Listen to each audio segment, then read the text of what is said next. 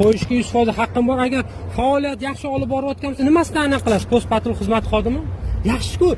Men huquqbuzarlik haqida xabar beryapman. Videoyingizdan, sizga qarang. videoyingizdan men faol fuqaro sifatida huquqbuzarliklarni haqida yo noto'g'ri ish qilyapman. Faqat bittamiz, boshqa joylarga ham borib qiling. Boshqa Gapga e'tiroz yo'q. Nima deganingiz? Boshqa joylardagi to'siqlarni ham ko'rsating. Sekin boramiz.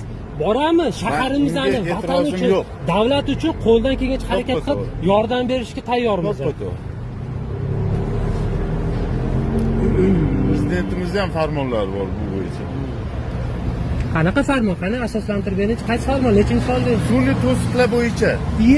Prezidentimizdan farmonlari bor. Video zapis bo'lib turibdi. Qanaqa ekan farmonlari bir aytingchi? Ma'muriy javobgarlik to'g'risidagi kodeksi 147-moddasida zid ravishda bo'lib turib, shuni aytayapman-da, prezidentimiz mumkin emas deb aytdilar. Baraka toping. Nima deyapman men? Shunaqa. Farmon emas, ma'muriy javobgarlik to'g'risidagi kodeksda yozilgan 147-moddasida. Siz prezident farmoni bilan adashtirmayman uni. Bu